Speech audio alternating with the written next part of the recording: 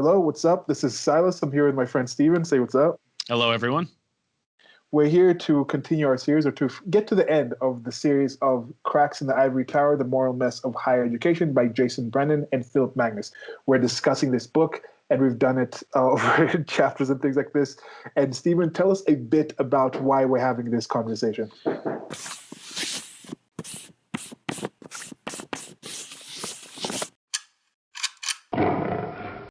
Sure. So this book has been exploring the ethical issues in higher education, everything from the way the administration is set up, the way faculty operates, where the money goes, et cetera, et cetera.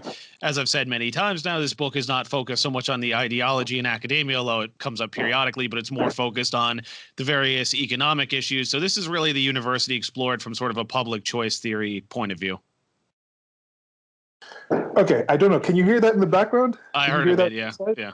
Okay, yeah. I don't know how much it's going to pick off when we're actually doing this, but I'm recording this on Sunday, November 15th, and this is Diwali's going on, and there's a lot of, in here in Nairobi, Kenya, majority of the Indian population, of the Kenyans of Indian origin, of Indian ethnicity, live in Nairobi, Kenya. I think the country is about 45 million people, and maybe about 750 million are from recent Indian descent. They were mostly brought over. You mean 750,000? 750,000. You said 750 million. Oh no! Okay, yeah. I figured you meant thousand. Yeah. 750 million is like almost all the ones in India. Yeah. No, they're not all here. So 750,000, but they're very centralized in Nairobi, and I think if Mombasa, 90% of them are in Nairobi. So there's some in the locations I'm living in. So they do their own fireworks and things like that during Diwali. So that's just something that might be going on. But anyway, so with this book, with this topic, we've been talking about this for a while. And yes, it is focused on the United States of America. And just it's also the similar thing like I was talking about with the Indians. Like if you come to Nairobi and you live in a certain area, you might think, oh, there's a lot of Indians, but then majority of the country, there's actually no Indians when you actually go there. At least Kenya. They're Kenyans. They consider themselves Kenyans. They have some of the traditions and some of the things like that, but when it comes down to it, they're multi-generational Kenyans. They're in the government, they're in places like that. So it might seem like it's one thing, but then when you actually look at the majority of the Kenyans, most Kenyans are not supporting, not celebrating Diwali because it's not even something they're aware of. And I think this is a similar thing that's happening with the education system. As we've talked about it, majority of the people in the world do not get to attend these 9,500 schools that are focused, that's the main focus of this book.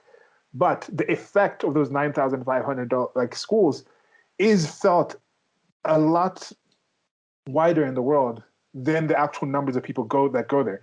Just the same way how a lot of these Indians live in Nairobi, in the capital, they're in government, they run businesses, they have an effect on the economy and the culture and the country itself in a different way. There's a national holiday, I think, with Diwali, where that will have a holiday for everyone anywhere in the country, even if they're not aware of what it is. So there's some things with that kind of thing is trying to tie in what's happening right now in the situation. And we were talking about this before the actual recording of talking about how currently in the United States of America, there is a very tumultuous time with the presidential election.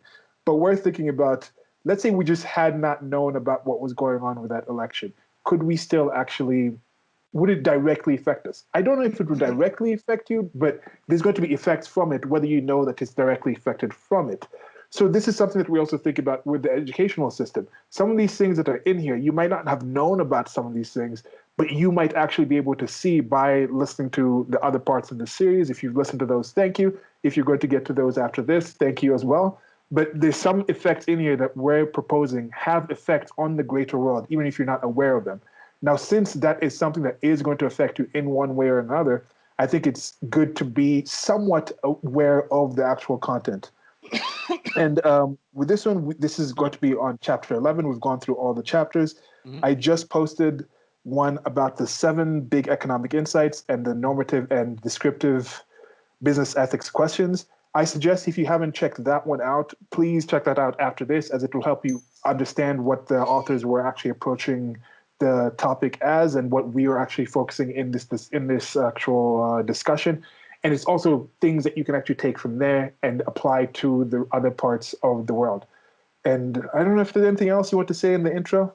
No, I was going to jump right in. Yeah. So we're going to jump right in right now. I'm going to read the actual chapters, and I think you could listen to the chapters in any order after that suggestion of getting to that one, the definition one in. And here are the chapters. And I shall be posting them in order. So by the time you listen to this, wherever you listen to this, there will be links somewhere else to where you can actually get the rest of these. Probably try to put it in playlists where playlists are available. Okay. So chapter 1 was neither gremlins nor poltergeists. Chapter 2, what the academics really want. Number 3, why most academic advertising is immoral bullshit. Chapter 4, on reading entrails and student evaluations. Chapter 5, grades, communication breakdown. Chapter 6, when moral language is a cover for self-interest. Chapter 7, the general education hustle. Chapter 8, why universities produce too many PhDs. Chapter 9, cheaters everywhere. Chapter 10, 3 big myths about what's plaguing higher education. And number 11, which we're getting in right now, is answering the taxpayers. All right, so let's jump right in here. I like this chapter a lot. It's a bit lengthy, but I think there's some very good information in this one, and I think there's some things that I didn't know previously till reading this, so hopefully you'll enjoy. So as we discussed previously, colleges spend about $500 billion a year, according to the National Center for Educational Statistics. In 2014 to 2015, post-secondary education institutions spent $536 billion. Total expenses were $336 billion spent at public institutions, $182 billion at private nonprofit institutions, and $18 billion at private for-profit institutions. Federal, state, and local governments cover a large portion of these expenses. The Pew Charitable Trust reports in 2013, federal spending on major higher education programs totaled $75.6 billion. State spending amounted to $72.7 billion. Local spending was $9.2 billion. And then, by the way, these figures, they don't include student loans and higher education-related tax expenditures. These numbers cited include $30 billion in Pell Grants, about $10 billion in state-funded tuition assistance, about $25 billion in federal research grants, and $53 billion in state allocations to higher ed. So, excluding government-sponsored loans in 2013, federal, state, and local governments spent about $158 billion on higher ed. If we included government-sponsored loans, this went up to another $104 billion. So in total, that's $262 billion. Overall, colleges obtain about 37% of their revenue from the government. Do you have any thoughts on this before I continue? I mean, one thing to bring up again is, I think it came up rather early. This might have come up in chapter 4 or something, or maybe earlier than that, when you were talking about the percent of student loans that are actually covered by the state, and something like 93% or something. Yeah, something like that. It was public funded. Yeah. And that's a massive amount. So when people are talking about, oh, we want free education, we need to spend more money in education, how much more are you talking about? You're already at 97% of the people have some sort of subsidy or things like that. Like we just checked, with Harvard was saying it was something like 25 or 20,000 a semester. I don't know, whatever it was. When it actually comes down, it was dropped a lot lower due to the number of people that actually have subsidies. So it turned out that Harvard University was actually cheaper to go to than Keene State on average, due to the actual thing. It was average annual cost was, before aid, was $73,800. After aid was $15,561. And aid includes grants and scholarships from the institution, state, and federal government. So when you look at a place like Harvard, there might be a lot of situations where you'd have a lot of private industry people. I mean, if you get accepted to go to Harvard, there's chances there are going to be people in the private, in the non-public money, people will look to invest into you and say, okay, maybe some companies, hey, we're looking at this. There's many grants out there for certain institutions. And then Keene State was something that was compared here. I want to put the Keene State, see here, Keene State University. This cool-looking hawk, this cool-looking hawk landed outside. That's why I keep looking. Yeah. It's right on the, I think it's the one that lives up in the tree. It's cool. It has this nice yellow chest, and yeah, it's pretty cool. Okay, cool. Now, Sorry Keene for the State distraction. University I just was thought that saying was that cool. before aid was 29,814, and after aid was 18,194. So you see, with Keene State, it takes off about 10,000, but with the aid that's normally given to Harvard, it will take out about, what was that? About 60,000. Yeah. So it's that kind of situation. Who is more subsidized? Is a Harvard education more subsidized than a Keene State education? What do people really want when they're talking about this whole situation of spending more money on education? So much money is being spent. I think on average, the person who would come out and say they want that tuition-free education would not be able to give you an accurate figure of how much money is actually already being spent on education. Well, it's also too, like, I remember somebody I sparred with on Facebook we used to talk about this, where he'd be like, oh, we have a free market in college. I'm like, what are you talking about, dude? It's like all these student loans you just mentioned, the government involvement in the curriculum, all these subsidies. It's like, this is not a free market, like, remotely. I mean, it's not quite socialized, but it's not far off either. Yeah. So, and some of these things are at the end of the rope. There's not so much further you can go. I just put this meme up when they're talking about the election and things like that, and I thinking they pulled out all the stops. They pulled out all the stops this time. The meme from the Super Troopers thing where it's like, pull over. The person's like, oh, we pull over. We can't pull over any further. That's the same kind of thing that I'm thinking here. It's like, pull out all the stops. We've already pulled out all the stops. We can't pull out any stops. We can't pull any stops out any further. It's like, how much deeper, how much more can you really do to subsidize and aid some of these things? And a lot has been done already. And has that really improved? Or are we at the point where we really have to think, we need to start doing things in a different way, not just go more of what we've been doing? And I think that's what people are ready for. Yes. So I'd also point out here that these numbers don't include the public goods that colleges benefit from but don't pay for, such as police, fire departments, military, etc. Now, again, odds of, I mean, I remember in the 60s with all the racial stuff, there were actually National Guard troops having to come to college. That's not that's not commonplace today, but you can make the argument they have those troops if need be, but they don't have to pay for them. So, and then this also doesn't get into the various tax breaks on property that they get and what they buy, and this doesn't get into the hidden subsidies and perks they get either. So in reality, they do benefit even more from government. So it should be pointed out here that $1 spent on higher ed is $1 not spent on medicine, art, welfare programs, police, housing the homeless, etc. So again, we can get into the merits of how much should be spent on each and why, but it's worth acknowledging that the money spent on higher education does take away from all of these. In the book, The End of Poverty, the left-wing economist Jeffrey Sachs argued that wealthy first-world countries could end poverty by spending 60 to 130 billion per year over the next decade. Now, maybe he's right, maybe he's wrong, but one of the points here is that if education were way more efficient, cost-effective, this money would be available to spend on that if you wanted to eradicate poverty worldwide. Like, I have to check with my friend, but I remember one of my friends, he was working with Larry Sharp, and they did a study on if you were to abolish the FDA and privatize the whole regulatory system of drugs, they estimate that it could save, essentially, it would lower drug prices to the point where we would save, I think, something like 700 to 900 billion a year. It would essentially cancel out what we spend on defense. So it's like, whatever you think of the FDA, whatever you think of government, think if this were done more efficiently, it would free up all this money to spend on other things. So that's just something to think about. Again, they're not the authors, and I would say I'm not making the claim this is how much we should spend on each, but at least it's something to think about either way. So yeah. We often hear our U.S. infrastructure is crumbling. The American Society of Civil Engineers says the government needs to spend an additional $1 trillion a year to bring our infrastructure up to date, and that doesn't include repairing dams or railways. Now, let's point out, though, that the civil engineers, of course, would make a lot more money if this were done, so you can't really take it at face value.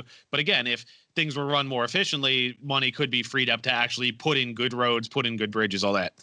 And consider the principle of government lending out money to people who can't pay it back, especially at lower interest. Again, they don't loan out money for cars, although they've talked about that subprime auto lending. They're not going to loan out money to go on cruises. It's like we saw what happened in 2008 with the subprime mortgage crisis. There are serious problems with lending money to people who can't pay it back. I think most reasonable people can see that. And I think we sort of know this, but there's also evidence that these loans at least partially drive up the cost. One study suggests that for every 60 cents out of every dollar in student loans gets passed on as tuition hikes. And another analysis suggests that these tuition hikes driven by subsidized loans may crowd out new enrollment, because if you need bigger and bigger loans to get into college, well, it's harder to get those loans, because it's like, do we want to loan, an 18-year-old $250,000 or whatever it is if it keeps going up, because the odds of them paying back become slimmer and slimmer.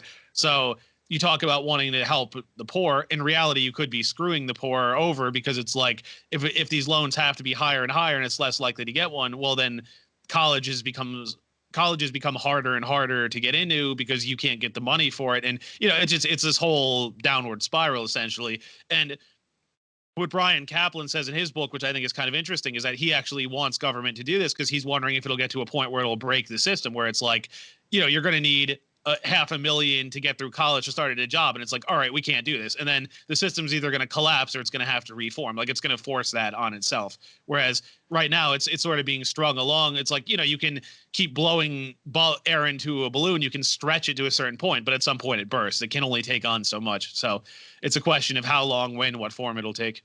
Any thoughts before we continue? Yeah, was that one? That's another question I just ask people when you say, "Oh, we need more education, we need more this and this." I just asked somebody, like the English majors out there, or the people who are we had in one of these. We're talking about the amount of people that go into actually postgraduate masters and doctorates in English. Say, why should anyone have a subsidized master's in English until every student in the world has had at least a basic English 101 course? If they truly are about, oh, this is a right and everybody should have education, it really improves somebody. When it comes down to it, it's like, oh, you're looking out for yourself. Yeah. You personally want that major and then you want a job for it. But if you actually had a situation where that $100,000 that's going to spend on your master's, subsidized for your master's, how many kids in China can be taught a basic English course with that money? Yeah. How many kids in Kenya can be taught a basic hygiene course with that money? So don't try to come from this position of higher morale, things like that. Just admit it. You want some things that are better for your life. That's what human beings are kind of like. But don't come at me with that morality nonsense, because I've had enough of that. I'm not accepting that anymore. And, well, I remember. Sorry, go ahead. Go ahead. Well, I was discussing this whole thing with the student loans with a guy who was like a Bernie bro a while back, and he was one of those like disagrees with me but respected what I said.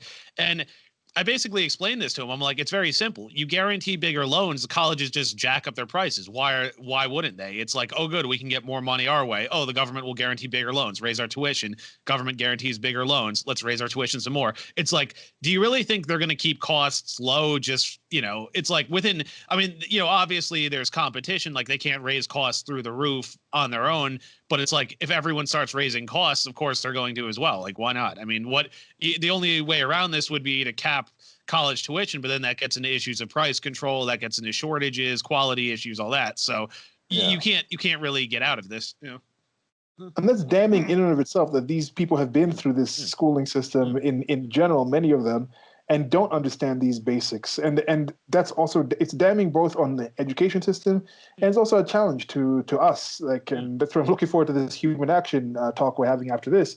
It's a challenge on trying to mess these things, because at least one thing that makes me feel better is I don't know people who have actually read and understood human action and are still socialists.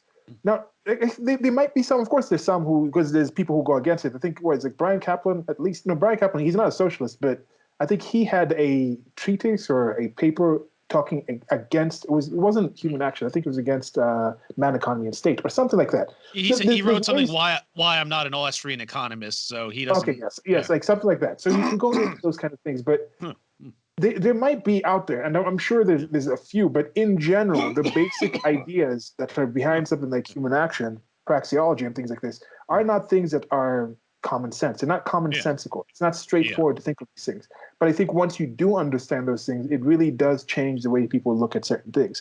Like when I hear, it's another one that I hear people talk about a lot, is the healthcare thing in the United States of America. They say, oh, the U.S. has done so bad in the pandemic. They've done all these things. Oh, like they're so wasteful. First of all, forget the size of the country. Forget like different other things. That it's actually a few main cities that have had majority, like 40% of the actual deaths, no matter how you want to classify them, are in about 5 or 6 cities in the entire United States of America. And then they're trying to, and the other countries they're comparing to are hardly even the size population-wise as one of those cities. So it's like, get the hell out of here. that nonsense. Yeah. But when it comes to something like the FDA, when it comes to medical spending, they say, why does the US spend so much? And then we have such a crap thing. And look at all these countries that spend so much less, but they have universal health care. How come we're not like this? Well, if you actually look at that, those countries, how much of that spending, how much do they actually invent in actual new forms of treatment, new medicines, new actual machines and things like that? When you look at the United States of America, when they count medical spending, a big part of it is research and development. And you said with the FDA, a big part of it is research and development, that paying all these licenses and taking all these steps. Yeah. That's why when you had something with the pandemic right now and them going through the Operation Warp Speed or cutting through the regulations and things like that, those things now come a lot faster. So some of these things, yes, big pharma is also interested in getting as many profits as possible. But on the inverse, if there was so much about profits, how come they sell their things cheaper outside and less and more expensive in the United States of America? That's not just because they hate Americans. It's because other countries outside have subsidized systems and also have different regulations. The FDA locally will charge them up the wazoo to actually get the actual research done. And then they have to recoup some of those costs inside, and also selling the things with the current systems that they have set up. The involvement in it actually raises the cost in it. It's not just those companies saying, oh, it costs us this much, so we have to do this. I mean, people just have to have some kind of understanding of some things that are going on. And it's not straightforward. It's not something that was simple for me to get. It's taken some time. There's still a lot that I'm missing. But yeah, I just want people to have a better way of thinking about these things. Get educated, actually. Actually get educated on these topics before talking about them. Yeah. All right, so next, moving on, academia as a public good. So there's three arguments that to make to say academia is a public good. Number one, higher education is a public good. Number two, public goods must be financed by the government since the market will underprovide them. Number three, the government should finance higher ed. Okay, so let's walk through these. So even if premise two were correct, that is that it should be financed by the government because it'll be underprovided, it faces two problems. Number one, it doesn't tell us how much government should pay for it. That is what the optimal level of public goods provision is. It just says government should pay for it, but it doesn't say should we pay more, should we pay less, or should we keep it the same. For example, you can say that a public park is a public good, but that doesn't tell us how many public parks we should have, how big they should be, where should they be, what's in them, all that. And perhaps more importantly, number one is overstated. Higher education is not really a public good. The authors say here, don't get angry, just listen to this. So public good is actually a technical term in economics. It doesn't mean a thing the government ought to pay for. It means, you know, we can debate about things like welfare, public works, all that, should the government pay, but that doesn't make them public goods per se. Public good means non-excludable and non-rivalrous. Non-excludable means that when you provide it for some, you provide it for all, and you can't keep other people from using it. So, for example, roads, public parks, or I think of like the pool in the local park here, those would be public goods. Non-rivalrous means that when a person consumes the good, it doesn't come at the expense of or prevent others from consuming it. So the analogy the authors make would be that an asteroid defense system would be a genuine public good, because if everyone or the majority of people on Earth pay for it, it protects everyone on Earth, while it doesn't exclude anyone from that, and everyone using it, it doesn't take away from other people or something like that. And to sort of follow up with the point about the roads and pools and stuff, it's like, you know, anyone can drive on the road. I mean, you can make the extreme case that, like, okay, if you have a bunch of DWIs, your license will get suspended, maybe taken away. Yeah, in cases like that, you can't drive. But in general, if you have a driver's license, you can be a teenager, you can be rich, you can be poor, you can be old, it doesn't matter. You can drive on the roads. Same thing with, like, you know, public park. Again, you can be a homeless person looking for somewhere to settle. You could be a millionaire. Either way, you can go to the public park. You could buy a public pool membership, whoever you are. Now, you know, generally rich people would probably go to a country club or have their own pool or whatever, but it's like anyone could buy a membership there if they wanted to. Now, in extreme cases, you could make the case that, like, maybe, okay, if you act up there, they could ban you or something. But again, that's extreme cases. In general, everyone can access these things and nobody can block other people from using it. And The issue here is that universities are excludable and rivalrous. So Harvard accepts fewer than 5% of their applicants, and they obviously exclude people. I mean, consider how many people are applying in the first place. I don't know the number off the top of my head, but what percentage of the population is that? And then they only accept a tiny, tiny portion of those. That's certainly excludable. And there's certainly, and colleges in general are rivalrous. I mean, the more people you add to classes, this stretches all the resources among students. Like Silas, you had talked about in a previous conversation how you may have a great experience in the class, but if you have a certain teacher who takes a liking to you, they're focused more on you, but that would take away from other students' time. I think of class size at the CIA, Culinary Institute of America, where I went.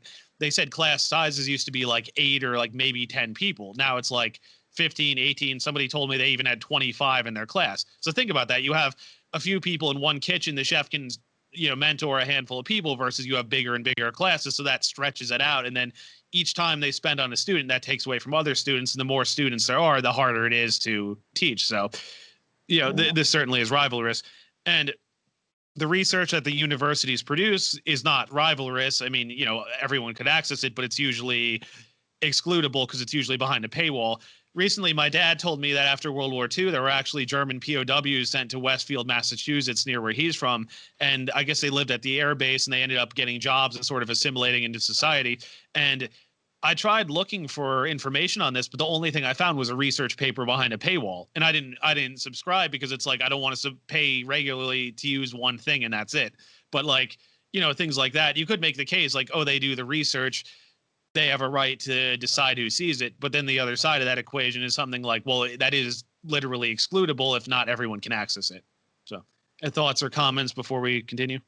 Yeah, with this one, this is one of the things where I think if somebody mentions something that's what's the public good, it's good to have that definition in your mind. And before continuing the conversation, I highly suggest you ask them what they mean by public good, because this is one of those terms that I think is overused. It's overused like love. It's overused like hate. It's overused like sorry. it's a term where people just say it to say it, where it's like, okay, just explain what the public good is. If you can, then go forward and you're actually talking about things, because I think this is one of those specific times where problems occur because of how we define X. And if somebody is defining something else rather than what that X actually is, you'll just have a futile conversation with that person that there's no point to actually. This is one of those specific things where unless you both agree on what you mean by public good, discussing it is going to be beyond futile. It's actually going to be harmful to both of you, actually, I think.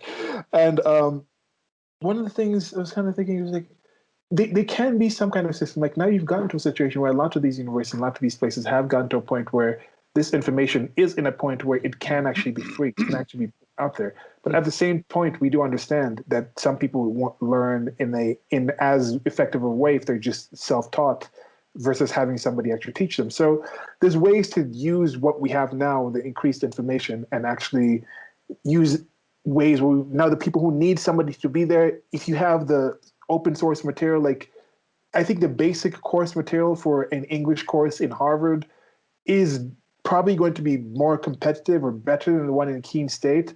But if you actually had an ability to have the professor at Keene State who's possibly as capable at teaching the material, if not coming up with the actual plan, as the one in Harvard, have them have access to that plan, and then they can teach somebody in Keene State. Because when you have this, when people are envisioning this universal tuition-free school thing, do they think it should also be admissions-free?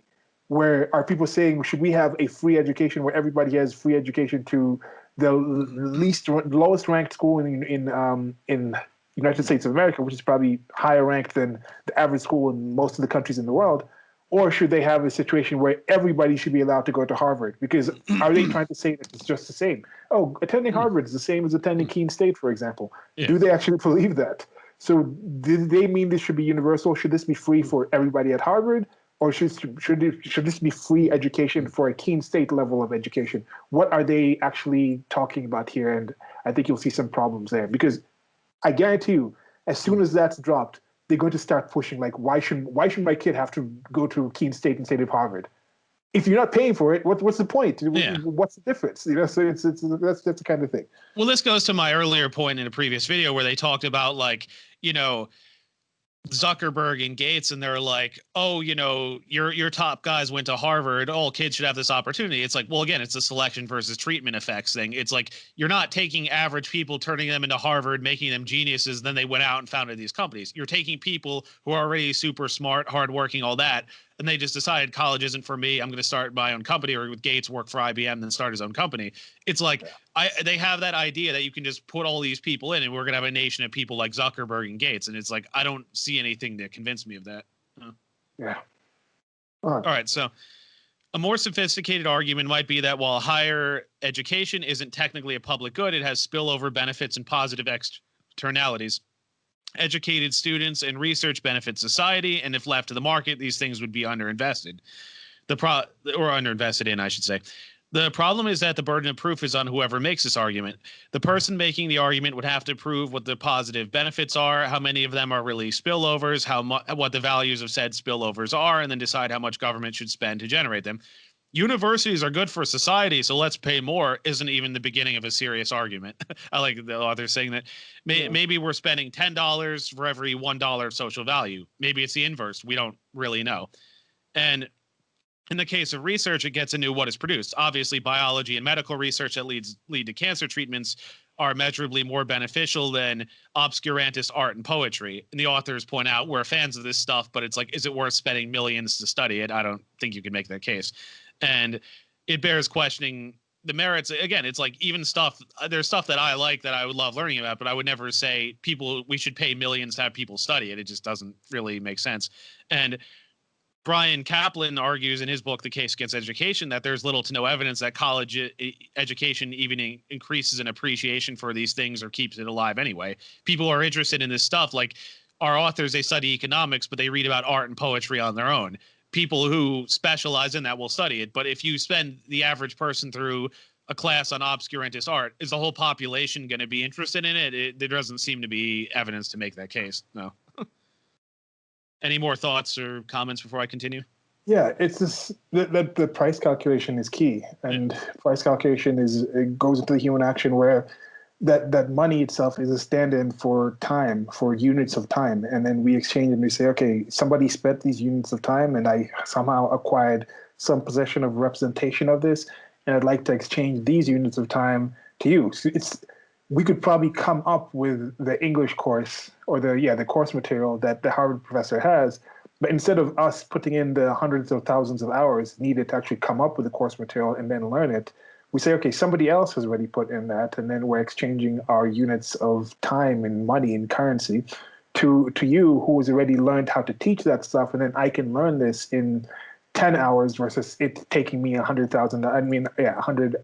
Yeah, not even 100,000 hours with some of these things. So that's there. And then now when you make that exchange, you're doing a gamble of sorts. You're saying, okay, by me doing this, instead of learning biology, instead of learning how to like be a brain surgeon over 10,000 hours or whatever, I think this will be enough to gain me this thing, this continuance of my life. So these are the constant decisions that we're making as human beings, as life forms, and I think, again, I'm excited for the human action thing, because these are things that it seems like people should know this. I just did a clip of the thing where we're not talking about the Dunning-Kruger. There was something else you were talking about a thing where people think. Oh, the illusion of explanatory depth. That's what it's called. Yeah. Where people think something is a lot easier to understand than it's not. And I'm just like, okay, learn the code. If you think it's simply just like a thing where it's like, okay, just learn the code and then you'll actually have a much more wealthier life. You can start your own Facebook, be your own Mark Zuckerberg. Do it and try and see. Like it's not that simple. It's not that straightforward to actually do some of these things. It's not that straightforward to understand some of these things, but we do live in a time where there's more access to these positive things, and we're gaining more from the actual sharing of these things. And I think we head more towards that kind of thing, and it's more positive for human flourishing. Sure. Yeah. All right. So what the next section is, what do universities do and why should the public pay for it? Let's make a list of the possible functions universities should serve. We'll walk through these one by one. First one is universities are museums of ideas. Universities hold ideas, display them to the public, and try to encourage appreciation of these ideas. So to prove this, you'd have to show how much is being spent, what it's being spent on, make the case that the ideas are worth funding and preserving, and that it actually results in the public appreciating and using these ideas more. That's a recurring thing we keep bringing up about some of the critical theory stuff, fat studies, all that. Is there a demand for that? Is it worth funding? Would many people learn this and actually apply it in regular life? I don't think so. uh, so you'd have to show that the price is worth it. Again, I mean, I and the authors, we love history and philosophy, but it's like, again, you can't really make the case that spending millions of dollars to teach people about it, is that really beneficial? Yeah, I mean, I haven't even used all the history I've learned and read on my own. I've never even used in my job. I just, I mean, I've done restaurants for a living, so it's more of a hobby for me. But again, because I find it interesting, I'll make an effort to learn it on my own. But it's like, it doesn't mean people should subsidize my hobbies. So yeah. Museums don't, and also here, this was interesting, I thought. Museums don't function the same way universities do. Museums tend to run things that both appeal to the general public as well as specialists, and will mix things up accordingly. So if you think about that, like you go to the Metropolitan Museum of Art, they have Greek and Roman stuff, they have the Egyptian exhibit, they have the suits of armor. These were things I remember first time I went to the Met, the medieval exhibit, suits of armor, was closed. I was so disappointed. But this is the kind of thing that, like, I mean, as a kid, I think I was maybe like 11 or 12 at the time, I found interesting, but so do specialists. They find that sort of intersection of, okay, what are things that people who are fascinated by this stuff, they can put out their material, they can write plaques that have more detailed information, but a kid who just wants to see a suit of armor, they can do that too. So they find a way to sort of appeal to both those audiences. And the other thing too is they mix it up. Like, I think it was the Met or one of those, they had like a Mayans exhibit, like when the Mayans, there was research on that, like when Apocalypto was made, all that, they had a Mayans exhibit. A lot of people were coming just to see that. So it's like they find a way to sort of tailor it to what the public wants, but still, do detailed research. Universities, by contrast, will just research whatever they feel like researching. Like, I mean, the authors can say, we didn't have to write this book, we just wanted to because we found the subject interesting, but we thought it would be good material and people would like it. And they hire professors they feel like hiring, they teach what they feel like teaching, and they have students take the classes that they want them to take. As we talked about in the previous chapters with the general education hustle, it's like public good is not on the university's minds, clearly. Any thoughts or comments? Yeah. Yeah, you just need to ask yourself, what makes you think the universities truly are in the best interest? Just make the case. Again, think about it for yourself. If you're going to have this conversation with people, if you're going to have this debate, make your case. If you're living in the United States of America, you have that freedom of speech to go out there and share your ideas. Don't just make demands and expect people to acquiesce without them asking, like, why are you actually asking for that? And I think that's something to keep in mind. All right, so the next one is enlightening and ennobling students. Universities are supposed to make students well-rounded, better critical thinkers, cultivate good habits, etc. Again, you'd have to prove that universities actually do these things. Are students actually enlightened? If they are, by how much? How do we measure it? And also, why are universities responsible for doing this? Again, think back to, I mean, I like to believe I'm self-taught on a lot of things, but again, it's also how you spend your own time. You could spend time reading educational things, taking classes online instead of watching TV or playing video games. I have one friend from high school, for example, who married a Russian woman, and he bought Rosetta Stone. He's been teaching himself Russian. From what I hear, he's actually gotten pretty good at it, and he's sort of delving into other languages as well. But he still plays video games to a point, but my point is that he took the time and energy to do this on his own. So that shows, okay, it's like you can learn these skills. I mean, the information's out there. They talk about Skillshare, Khan Academy, all that. It's just, are you willing to take the time and effort and put this into it and be willing to do things that may not be super exciting at the moment, but long run will yield bigger rewards? So as we saw in chapter 3, why academic advertising is immoral bullshit, for those who may have missed it, it's not clear that universities actually do much to enlighten and ennoble students. To restate those statistics, we found that about 50% of students learned nothing, 40% learned almost nothing, and about 10% learned a great deal. So again, that gets into that whole thing about students saying, my college experience was so valuable. Again, are they basing it off of what they learned, or just for other reasons, like you mentioned about they met their spouse there or something? And then some students may have actually learned things, but again, if we're going to go by these numbers, it's a very small percentage of people actually learn things. Like Brian Kaplan said something like for foreign languages, I think it's something like 2.5% of people come out of foreign language classes say they can speak the language well. And that's self-reported. They're likely overstating their ability. So in reality, it's probably less than that. And then you can make the case. It's like, well, you know, maybe learn some basic stuff. Like I said in the past about like learning how to read and write. Obviously, that's valuable. But again, it's like they always say, learning a language, you have to just go to the country, speak to people, and figure things out. But then it's like, is it worth taking however many years of a language and you remember a minuscule portion? And or maybe would it be better just to learn some basics, and then once you learn that, then you delve in deeper? Thoughts or comments? Yeah, just with your friend, first of all, I've moved around to different places and where they speak different languages. I've always been suspect of. I mean, first of all, I do understand that people seem to value communication far less than I do, or at least understanding. But when it gets to the people who can marry somebody who speaks a language they don't understand, there's some people who they both don't speak the language. Like, oh, it's mail order bride, or I just went to this country and they fell in love with. I'm like, you can't converse. You somehow get to like, no, I don't understand that. But then going further, I used to have some trepidation against dating somebody who would be able to speak a language that I don't understand. And that could just be trust issues where I'm like, okay, they could talk shit about you behind your back, or there could be certain things they want to communicate to you. So it's like, yeah, it's strange that. And that's a personal peccadillo of mine, that I'm sure that it seems a lot of people are okay with that, with having these different languages in their partner or anything. So I don't know. But also with the museums thing that you were talking about, with museums are normally old stuff. It's not normally things that are still being used. So to have that idea of that characterization of schools, where it's like, okay, these higher education places are museums of ideas, it's kind of like ideas that people don't really use anymore. Yeah. Instead of it being something where it's more practical, more useful. So that might actually be an accurate kind of thing. It's places where you're learning things that are antiquated instead of being more useful and practical. Well, like when Katie went to art school, she went to the Met all the time to draw stuff, but it's like she's not going back to her school and recreating a marble statue. It's you're practicing your skills, and it also inspires later things. Like at culinary school, I learned, you know, they talk about the fried French mother sauces, all those old techniques.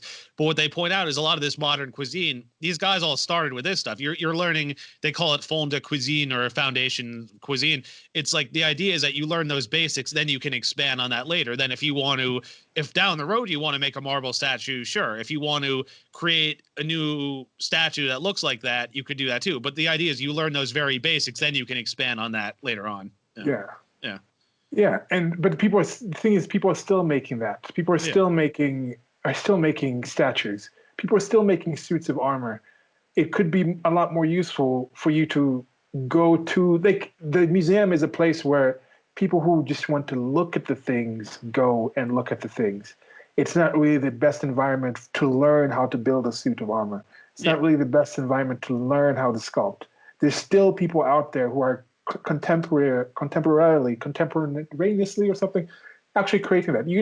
If you really are interested into suits of armor, what's more practical? Watching one of those multiple YouTube channels where they actually build them, or going to the Met? I would highly suggest that probably make them on YouTube would be a lot more useful. Now, what if you can actually just go to the location where these people are doing it, and they have the small academy, and they do the whole apprenticeship thing? And that's the future. It's coming back. It's the past and the future. This experiment of going to these brick and mortar kind of places, the Cathedral, that's ending. I think the bell has tolled on that. It's still tolling, but people are still used to that momentum, but I just don't really see that becoming a global kind of thing. Like, not at all. That's going to condense back to the creature it was before it was mutated by all this taxation, like redistribution of funds and things like that, and just messing up the science, because people want good, but they're going to the wrong place for that good that they want to get. Yeah. I don't know if you saw, there was a video going around where someone recreated Majora's Mask from the Legend of Zelda series. I thought that was really cool. Yeah, things like that are I think there's one. Sorry, go ahead. Things like that are really cool. Like, again, how practical is that? Not really. And I don't know if I could ever achieve that, but like, it is cool that people are doing that. But again, it's like, that's more of a hobby. Like, if someone wants to do that and then teach other people how to do it, fine. But is it worth subsidizing? I'm not so sure. Yeah. There's one YouTube channel, like, I think something Man at Arms. There's one that does that. There's another one that I saw that does these different Damascus steel. Now I don't know if this is accurately Damascus steel because I remember when I was younger and found out about what Damascus steel was. They said it was some sort of steel that they didn't understand how it was made. Yeah. It had some patterns in it, but now these people have been able to create different things. They use like ball bearings, they use bike chains, all these different things they put together, and then they find a way to. It looks similar, and I don't know if it's technically what Damascus steel actually was, or this is technique to match that. But something like that is a cool thing. There's other ones where people go. There's one channel that I found kind of interesting was like Skullagrim, some Swedish guy, if I'm not mistaken. And he does these things where he goes back and he wears suits of armor. He shows how people used to fight and the things. He grades like people who are making swords like back then, like he was in like the traditional means of fighting. So there's the practical natures of those things. And there's this so many ways to actually learn things and information that it's just a shame that so many people seem to still think it has to be Harvard. Like Harvard is great for some things, but just because you didn't go to Harvard doesn't mean you can't learn more than 99% of the people that actually went to Harvard. Like that's the amazing thing about the time that we live in today. I don't know if you ever saw, but I actually had chef's knives that were made of that alleged Damascus steel. Like you say, I don't think that's the original idea, but like it has that like sort of wavy look. Yeah. But they explained that those knives aren't as good because the thing is the good Japanese knives, what they do is they take a blade and then they keep hammering it down and then they sharpen it. But these ones, what they do is they make like a sheet of this steel, stamp it out, and then grind that piece down. So it's not as good. I mean, it's okay for like what it costs, but like you can get like a good Japanese knife that's modeled after the samurai swords, which are they're light, but they're very dense. And like the thing is they take a while to sharpen, but once they're sharp, like they keep their edge for a while. So yeah. Yeah, and these are the things. It goes like that too. If you're just like a regular person, there's really no big reason for you to get one of those high grade Japanese like cooking knives. You're just like making basic things. You're just making egg salad sandwiches. That's the usual thing. But if you're doing like a high end thing and you're cutting like top end fish, there actually is a difference with the way the molecular thing cuts through. So there's levels to it, and it seems like a lot of people right now are being told, oh, you don't use that knife. You're making a grilled cheese sandwich. Don't use that regular bread knife. You must have that high level Japanese master like replica samurai sword type of knife to cut your grilled cheese. There's really no reason to do that. And I think that's what some of this push is for saying we have to do these things in education. We have to go into debt to actually have this. We have to have this huge taxpayer funded whole monstrosity of an institution to actually keep going, to keep society going. We don't need that. That's not needed. Yeah, the Korin, it's called. It's a Japanese knife store in the city. The knife I got from there, the last one I used when I cooked was a Mizuno. I think it was like $120 or so. It was on sale. They have ones there that are $3,000. Like really. But again, it's like unless you're like sushi chef at like the top restaurant or something, it's like, what's the point? I mean, again, if you want to spend your money, fine, but it's like you don't have to get one of those just to start in the kitchen. Yeah. I mean, it's but that's a typical thing about current year, right? Because people get these like take phones for instance. I think Apple just said they're releasing new phones or new computers or something, but someone will go out and get that Apple phone, get that iPhone, but then what will they actually use it for? You know, does it really matter that it's a few seconds faster if all you're doing is phone calls? Okay, it might be a few seconds faster, but now it's a few seconds faster with the first-person shooter that you play on there. Can't you play that first-person shooter on a phone that's maybe a fifth of that price of that? Probably, but there's all these other extra things that make it, oh, I have this. It's an iPhone. And why do you really need that? So that's the thing, because the iPhone itself is an amazing machine. But most people, I would say, use about 5% of its actual capabilities. And I think that's the same thing. The education system, you can point out all the positive things of the educational systems, of the higher education system as it is today.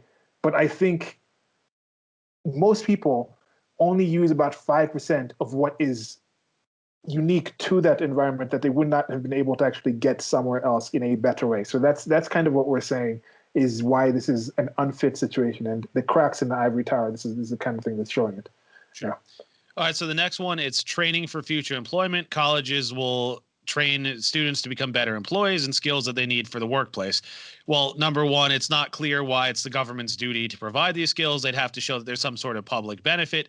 government doesn't train people how to work at fast food places or teach bank employees how to calculate net present value. And I thought about this. It's kind of funny because think of something like McDonald's. You know, they've had those signs outside, this many million served, this many million served. Now it says billions and billions served. You could even make the case that it would be more beneficial to the public to train people to work at McDonald's than it would for something like Megan Murphy talked about studying her feminism. She's like, I only wrote journals that my professors and my advisors read. And it's like, what public benefit is there to that? And that's one of the reasons she quit, because she's like, you know, I'm telling feminist professors what they want to hear. They're agreeing with it, and then it doesn't go anywhere. It's like, what benefit is there to that in the bigger picture? But again, you can make the case that fast food workers do provide a larger public benefit if we're going to measure how many people actually go there. So it's kind of funny. Well, are they kind of sort of are they kind of sort of actually training from McDonald's, since so many people who do those kind of majors end up doing the service industry stuff, which is, again, the service industry stuff is not completely negative, but in some kind of way they kind of sort of are training for that, because what else are they actually going to end up doing with some of those kind of degrees that some of these people take? Yeah. So as chapter 3 also stated, it's not clear that students get any real job training. Most of what they learn is irrelevant to their future jobs. They forget most of what they learn, and their soft skills don't develop much. There's little evidence that students actually transfer much of what they learn to future jobs. And think about it this way. Brian Kaplan made this point. Like, I don't know why this didn't occur to me sooner, but he's like, your bosses are paying you for things you can do in the here and now. They're not paying you for things you learn in school. Like, if you remember all the stuff you were taught in kindergarten, sixth grade, junior, senior year of high school, they're not paying you for all that stuff. It's what value can you add in the present day. So even if you were the best student, it's like, as far as practical knowledge, it's like, you know, getting good grades, it's supposed to be a signal that you're smart, you're hardworking, you're conformist, you'll do what you're told. But like, as far as the knowledge itself, is it really that practical? Some of it may be. Like, I mean, if you learn chemistry in high school, then study it in college like my dad did, and something maybe. But in general, it's like, how much of that stuff are you ever going to use again? So, and then this was interesting too, Silas. So employers are willing to train people at their own expense. Private employers provided roughly $410 billion in informal training and $180 billion in formal training per year in recent years. So you figure that's about what universities were spending on that. And private employers spend far more on training employees than state and federal government spends on post-secondary education. So again, we can debate the merits of how much should they spend, where is the money going, how effective is the training, all that.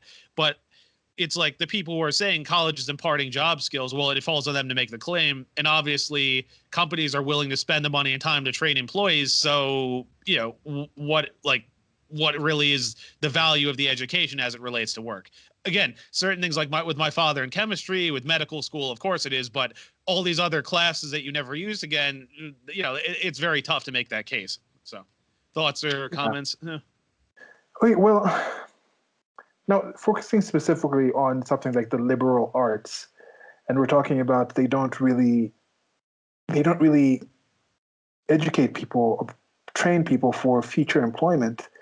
But then you look at the voting patterns with most educated white people, they seem to focus very specifically on white people and not educated blacks. But then you look at black women who are more educated in the sense of higher education than black men, and you look at their voting patterns, and you look at their employment, look at who they consider themselves liberals, how many liberals who had liberal arts degrees, how many liberals with liberal arts degrees are also more voting for bigger government, how many of them are employed by the government. So is there some kind of thing where possibly you look at the amount of money that's being spent by the government into certain kind of degrees, and they actually are training people for what they're actually going to do, what they're actually going to be employed as wards of the state, as people making up the machinery of the state. It kind of is the finishing school or the training grounds for people to actually be in the state. And a lot of people in liberal arts and like that go back into the schools, which are, as we mentioned, are highly funded by the state. So that is part of the state, that is part of the machinery. So in a way, they actually kind of are being successful in training their future employees, because the state is the one kind of paying for that. Just the same way how the private industry will pay to train somebody so they can learn how to be an employee in their industry. And I think that's what the state is doing now, since they cover most of the bills.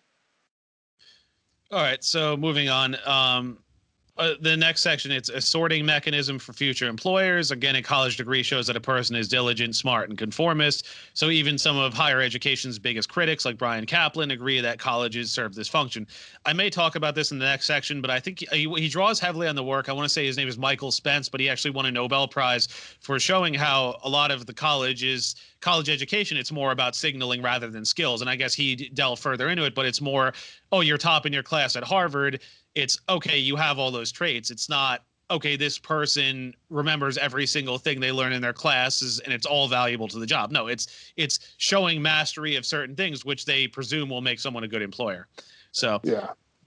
then the question should also be, should colleges serve this function though? I mean, why pay? I mean, again, employers are paying all this money to train employees. Why shouldn't they spend the money to identify good employees? I mean, we always hear this about, oh, these corporations have all this money and all this. It's like, well, doesn't it fall on them to seek out good people? Why should we tax some people, give it to others to make it easier for these companies? That's a fair question. And this leads to the arm race of credentials, leading to the decision making that is individually rational but socially destructive.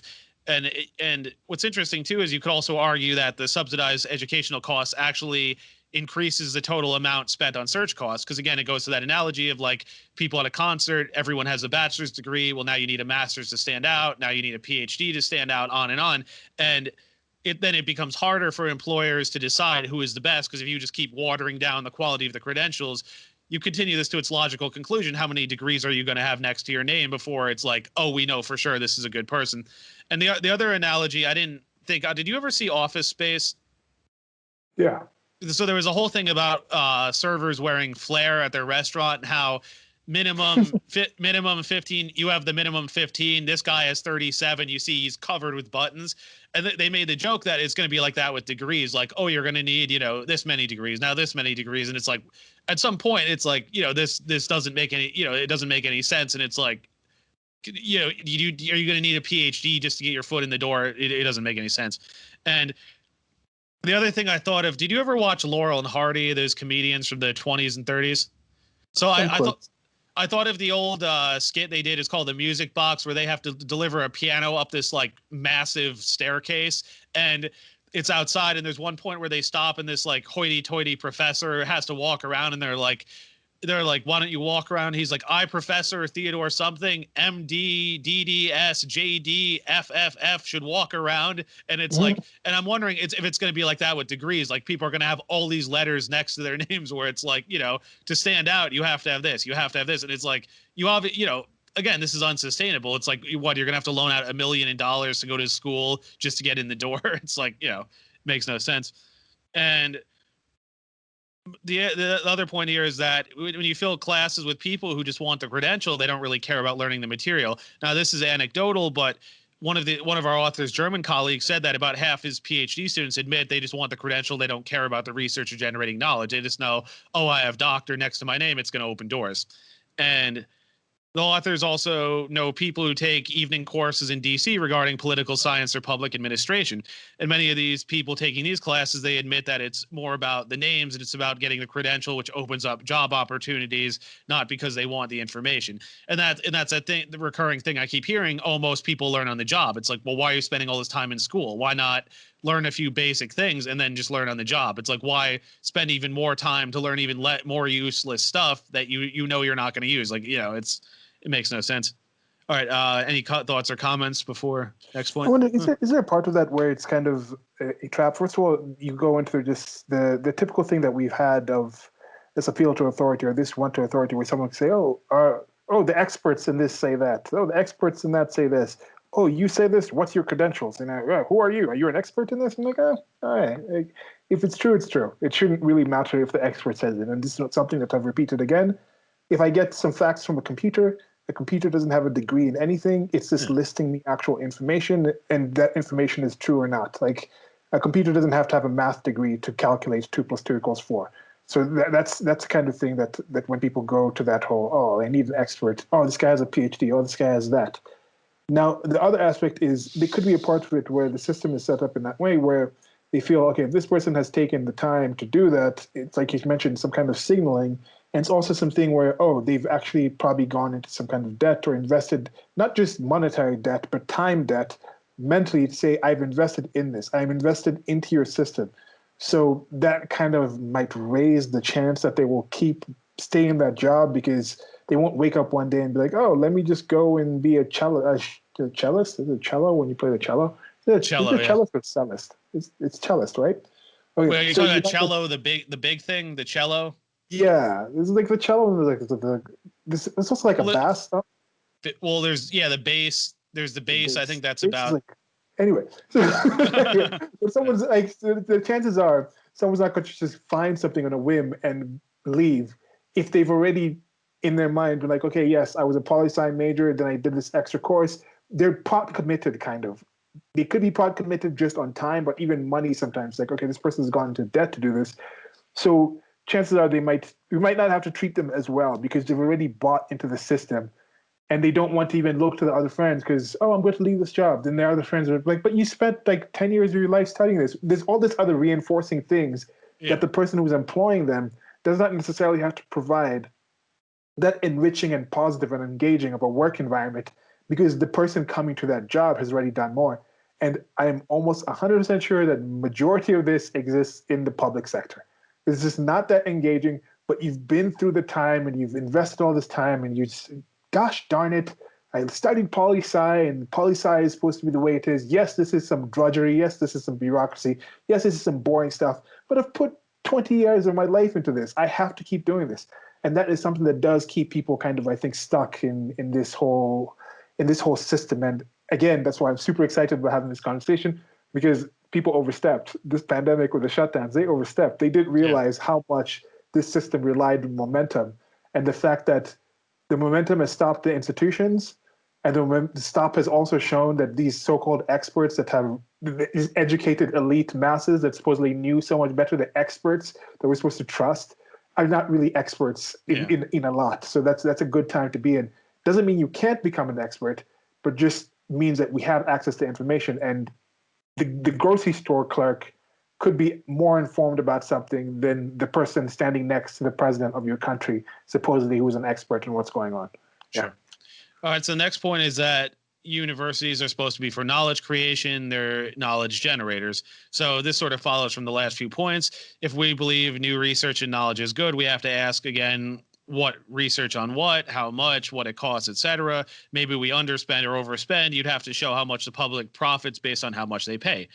Not all research is the same. Again, it makes sense to invest in engineering and medicine, but it's not clear why taxing the public to pay for new ideas in poetry, political philosophy.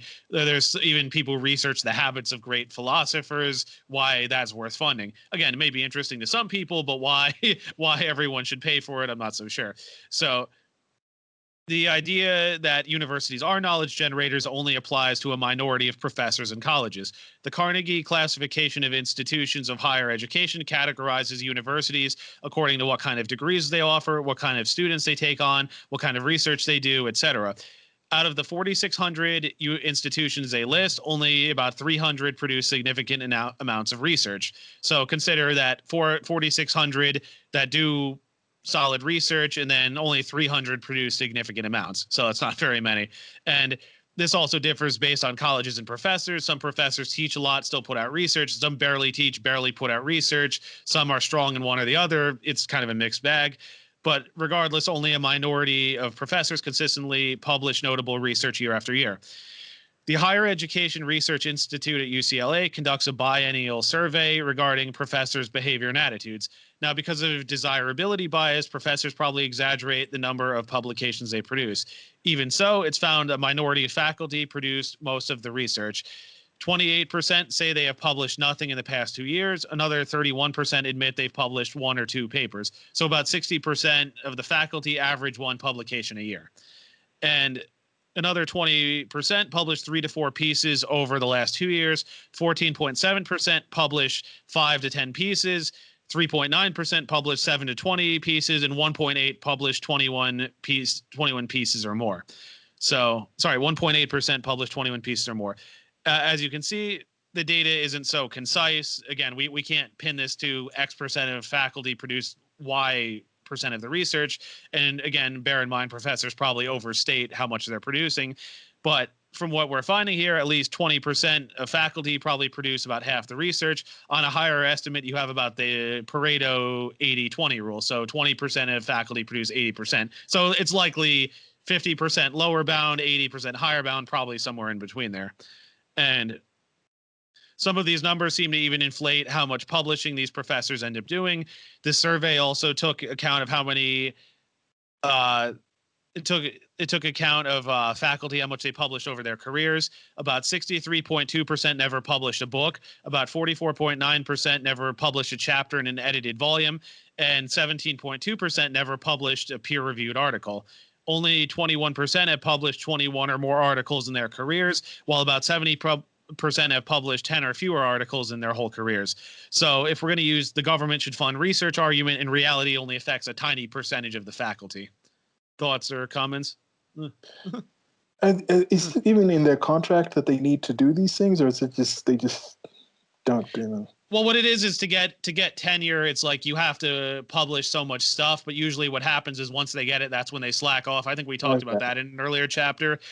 So the idea is that, you know, it's supposed to keep people from being fired and from, if people espouse more controversial ideas, they can't be retaliated against. But of course, as we discussed in the previous chapter, I forget which one, but basically they find that research output goes way down. So the theory is that they get it and it's like, oh, good, I'm safe. And then it's like they just work when they feel like it after that. Whereas before they get tenure, it's no, they're trying to make a name for themselves. So they're publishing and researching all the time.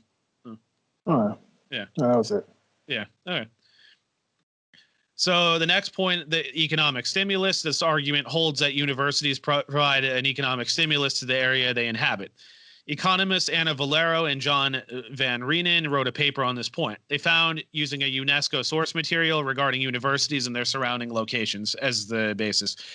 They studied 15,000 universities across 1,500 regions in 78 countries, some dating back to the 11th century. So I remember in a previous discussion, I brought up how the old college system, it's based off the University of Bologna. I think that was 1066. That might not be the exact year, but it was 11th century AD. So they found the existence of universities in said regions correlated with future GDP growth, and they did control for observable and regional trends like different weather events, banking crisis, all that. The estimates imply that doubling the number of universities per capita is associated with a 4% higher GDP growth. There's also spillover effects such as the human capital and greater innovation. Now, the question here is whether is this growth or is this some sort of redistribution effect?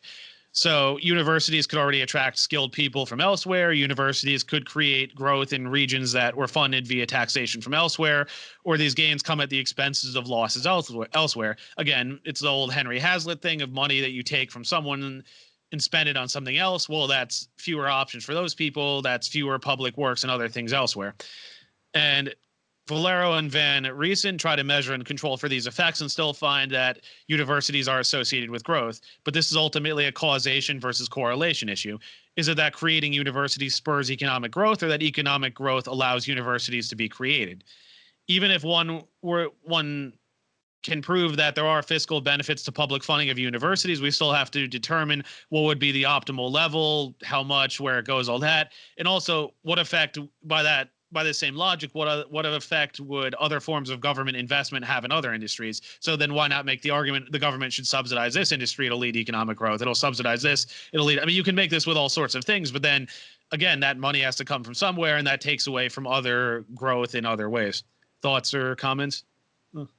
Just my continued dejection at the political systems and how people just lie about what they're not just to other people, but even to themselves about what their interests are when it comes to politics. It's the God that failed, and I mean, just as I increase to see that, I mean, Hoppe has been talking about this for some time. Even reading Human Action, they're talking about certain religious aspects of this and how these things. Faith to this is not anything new, but just the realization of that, of how faith-based a lot of these things are in supposed secular type of spheres. It's been sobering a bit to realize how religious people still are and how much that actually limits it by reducing our ability to actually seek and find the actual reality that we have access to in this time where I see we just have unprecedented access to actual facts and the way things are. People just seem to give up or settle for just half truths and falsehoods, and it's it's a bit depressing. Yeah. Try to take the white pill though. Yeah, it's depressing, but it's like yeah. Michael Malice, that's actually his next book. I might actually read that because it's like I've sort of come around to that too, where it's like on the one hand I get depressed about certain things, but I think longer run the trajectory is good. Like the media has been lying, but if the media is struggling and it collapses, all these independent creators are going to get boosted. I mean, look at Tim Pool, look at, hopefully we're getting some traction here. Think about like long run, this is a lot better. Like that analogy with the printing press destroying the church's sort of monopoly on information. Then it's like you have all these independent publishers, and now people are going to be like, wait a minute. And then you're not going to have media constantly Orange Man bad, Hitler. Yeah. It's like people who actually go out, talk to people, and you're like, hey, this wasn't what I expected. And so like longer run, it's better. It's, it'll be a bit of chaos in the meantime, but ultimately I think we're going to be in a better place. Yeah. That's true, because I'm thinking about, as we were talking about earlier, where I thought what these people were thinking 10 years ago, 5 years ago, because I didn't know the information that I have now. Now, do I think that the people who think the way I thought back then have access to the information? Or access is not the same as interest or intake. You can have access to something. Just because you have access to the water doesn't mean you're going to drink.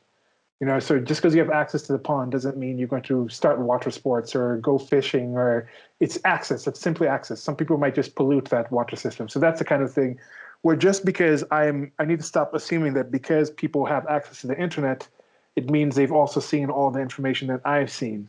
So yeah, as you said, there's a white pill of sorts where it's like maybe, hopefully, and this is part of why we're having this conversation, why we're doing this, is that I am of the belief, and I think you're of the belief, that people get this information by them wanting better for themselves, even from their complete self-interest.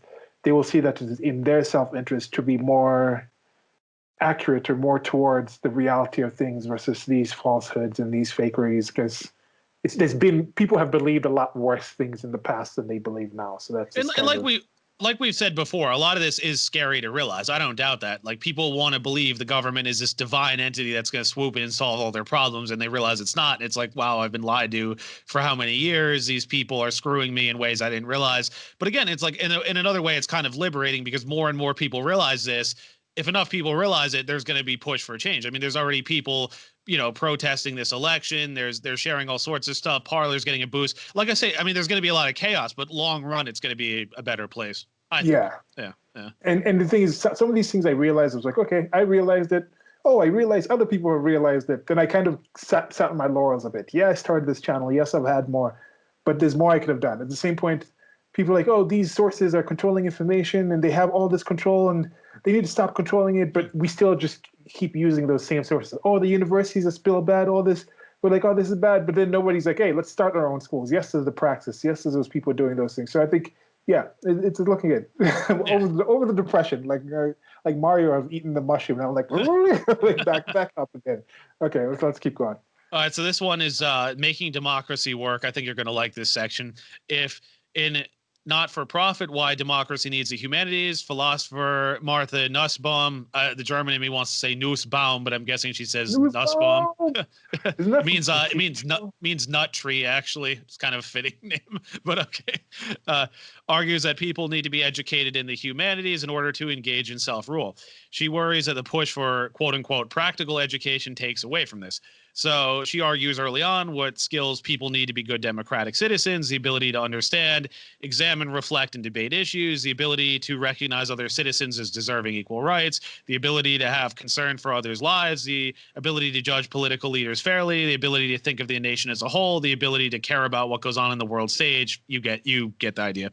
She argues that citizens need these skills, but she doesn't provide much empirical evidence that democratic dysfunction results from people lacking these skills. She also provides little evidence that humanities impart these skills. She just talks about various philosophers, poets, and novelists and how they wanted this sort of education and various ideas on how to achieve it.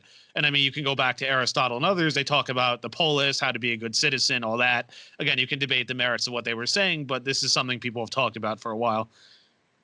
So we'd have to test this hypothesis.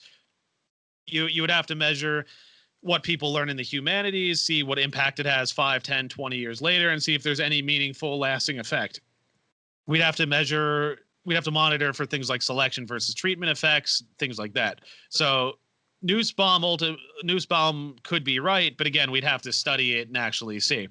And it's worth noting, I found this very interesting, that the level of education as an independent variable seems to have little effect on voters' basic political knowledge.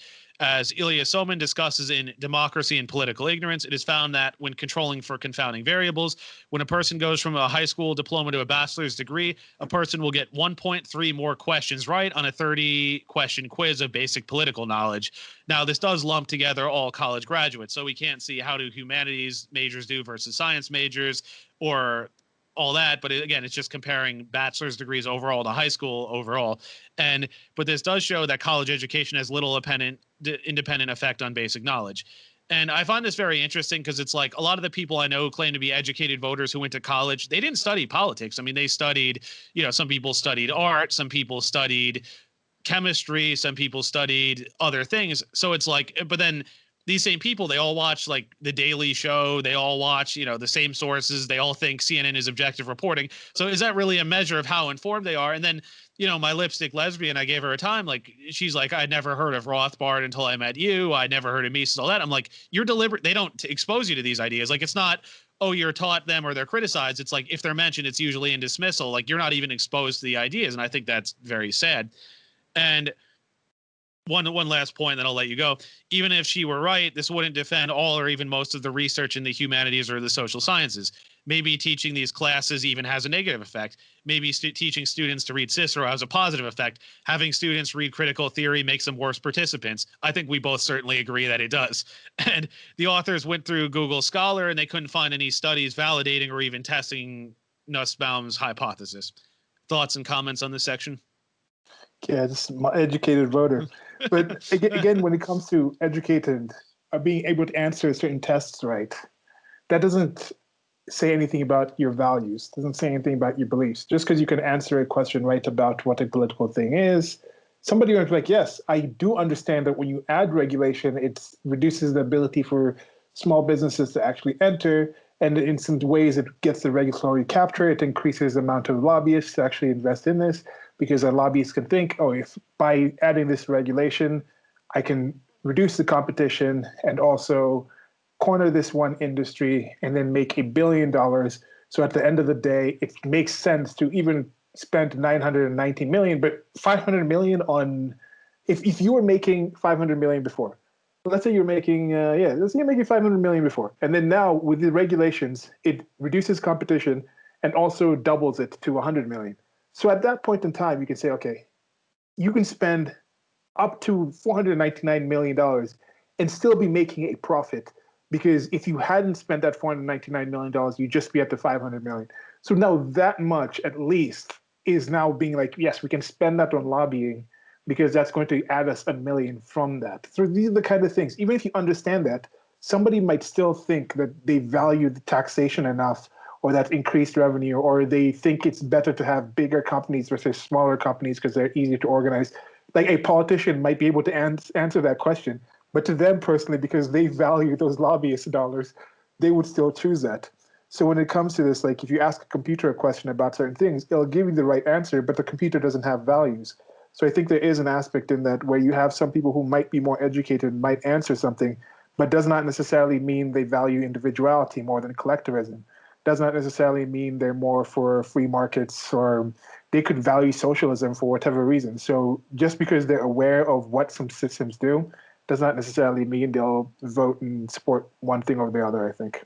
Well, and I wanted to sort of add on to this too. Like this election win is showing how many people don't understand the system. Like all these people are like, Biden won. The media says so. And when it was announced, I remember Giuliani even said, he's like, the media doesn't call the elections. The elector is December 14th when they certify the electors vote December 14th. Because remember, Gore was people thought Al Gore had won the election. They said he was going to be president for 30 days. Then there was a recount and it went to Bush. So it's like all these people cheering, they show they don't understand the system. Now, again, we can debate what are the merits of Trump's chances in court. It's being debated. More and more people are looking optimistic now. Who knows? But the point is, like, if people don't get that basic point, do you understand the system one? And then, but they talk about, oh, Biden's already talking to foreign leaders. Well, that's a violation of the Logan Act. Again, he hasn't even been officially declared president-elect. He hasn't been sworn in. So there's that. And then I'm trying to think of there's some other issues too, like people, of course, the Electoral College, and like there's a lot of things I hear people saying that it just shows they don't actually understand the system. But these are these alleged educated voters, but it's like, you don't even get the basic system, and you're voting for Biden because the celebrity told you to, and you went to college and studied something. It's like, are you educated because of that? Like, I don't really, See, I'm wondering, is it they don't care about the system, or is it kind of how, like, I think on average I could answer more questions about the Bible than your average Christian because I've just studied it a lot more. It doesn't mean I believe that it's the true word of the way the world came to be. Now, on the inverse of this, they could understand it, but they just don't care. Just how a Christian might understand what murder is as clearly as anybody else, but if it's their God doing it, it's no longer murder. They make an exception for it. So, yes, they truly believe that because Flynn talked to some Russian person before the election, before the Trump was sworn in, that's some kind of thing that in the legal system that's illegal. But because Joe Biden is their team and somehow sacrosanct, he can raise over this. Like, I was thinking about this thing also, like Robin Hood, Prince of Thieves. Like, Robin Hood is just like kind of like undocumented taxation. He's like undocumented internal revenue system because he's kind of doing something just depending on how you define the agents in that one. It's like, oh, the rich government are evil for taking the taxes. But when Robin Hood does it, all of a sudden that's all benevolent. So I think it's that kind of thing where it's not really the X is not really that important. It's the Y, as in the who. So it's not necessarily the action. They're more concerned with who's doing it than what's being done. Well, like there was that meme going around talking about how like Hitler wasn't a socialist. He shut down labor unions and all that. But then they point out Stalin did the same thing. But then the thing is, it's just, no, you want everyone to be part of the great Soviet collective instead. So it's like, I mean, I don't know. I'm not saying most mainstream leftists align with Stalin, but it's kind of that thing where let's downplay the atrocities of socialism to paint it in a better light. Yeah. There's something specifically interesting about the United States of America and first world protests and just things in general where they've achieved such a level of quality. And even if you had something like, this is one thing that's normally repeated over as a joke, like feminist basket weaving or something. Yeah. You have to have a level of societal comfort and access to even be able to entertain having that as a course, let alone to be able to major in it, graduate, and still be in a situation enough to complain that you don't have a degree for, like, you don't have a living wage, which is in your definition $75,000 a year to support your sort of lifestyle. All those things are dependent on so many things where you can't even countenance having feminist basket weaving in 99% of human history because the prerequisites of safety and flourishing don't exist to even have the basis for even having this kind of thing.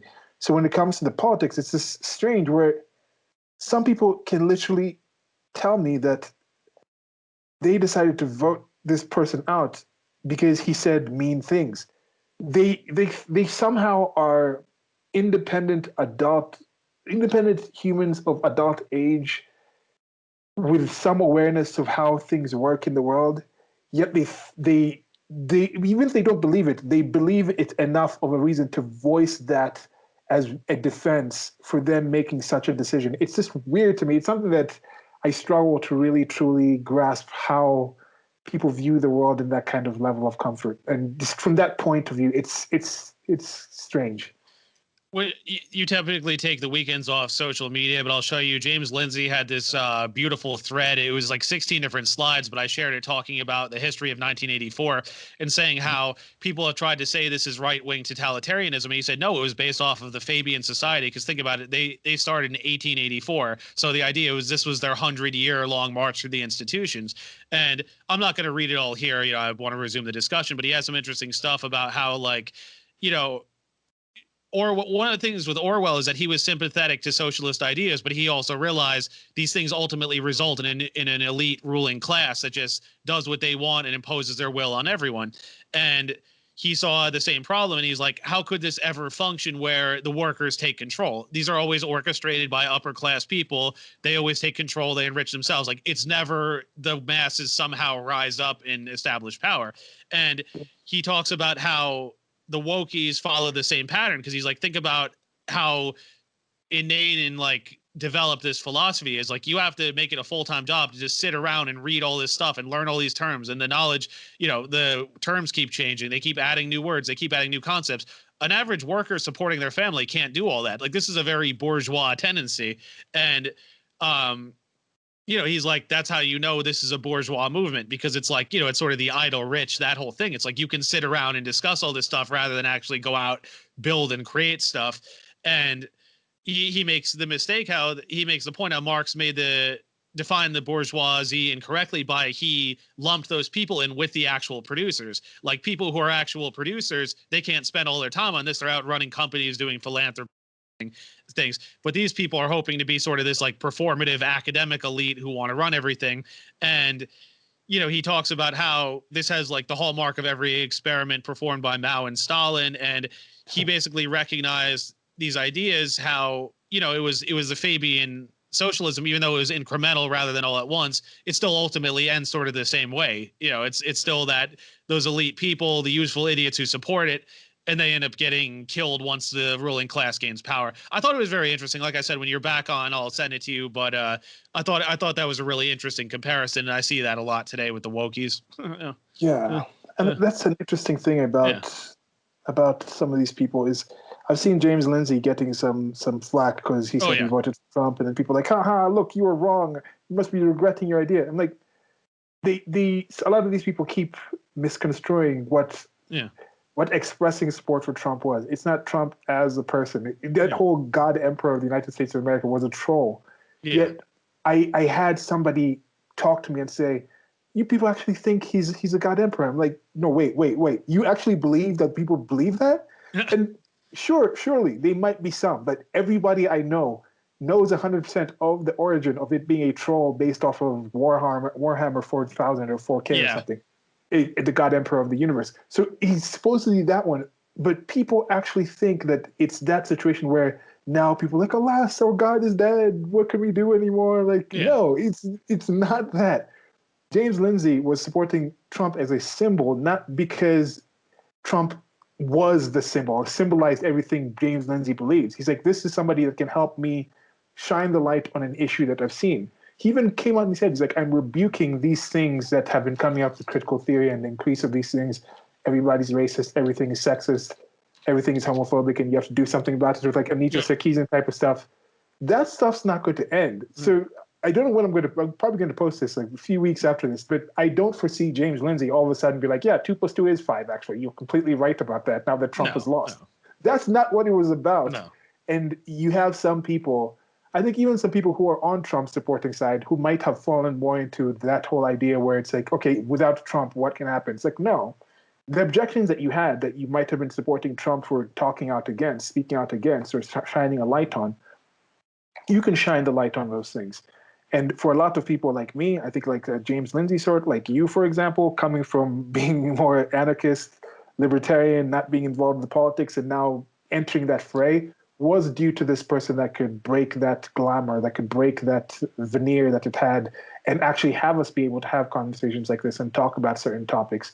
Whereas now there's going to be an attempt to just pretend like nothing happened these last 4 years. They're already, let's just come back to Univision. All those things about Hitler and all, no, that was nothing. We were just kidding.